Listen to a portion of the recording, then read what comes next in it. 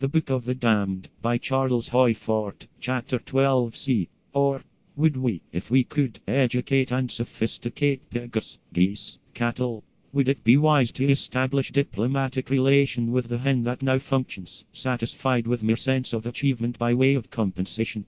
I think we're property. I should say we belong to something.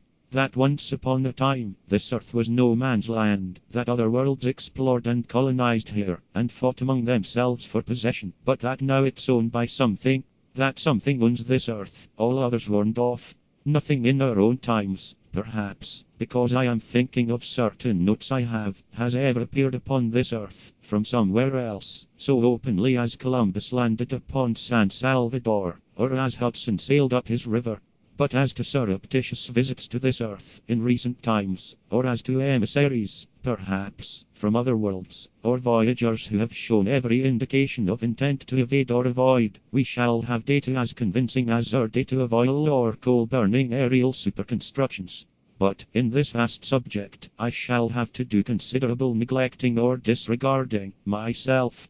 I don't see how I can, in this book, take up all the subject of possible use of humanity to some other mode of existence, or the flattering notion that we can possibly be worth something. Pigs, geese, cattle. First find out they are owned.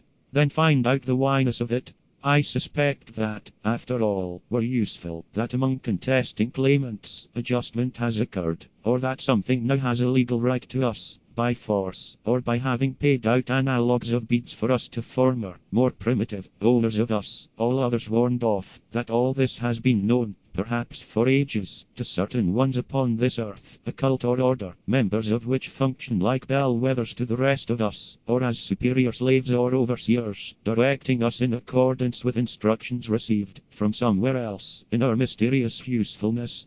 But I accept that, in the past, before proprietorship was established, inhabitants of a host of other worlds have dropped here, hopped here, wafted, sailed, flown, motored, walked here, for all I know, been pulled here, been pushed, have come singly, have come in enormous numbers, have visited occasionally, have visited periodically for hunting, trading, replenishing harems, mining, have been unable to stay here, have established colonies here, have been lost here, for advanced peoples, or things, and primitive peoples or whatever they were, white ones, black ones, yellow ones.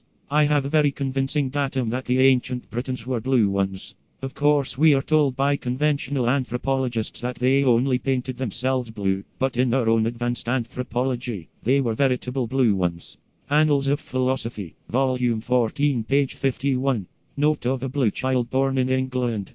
That's atavism.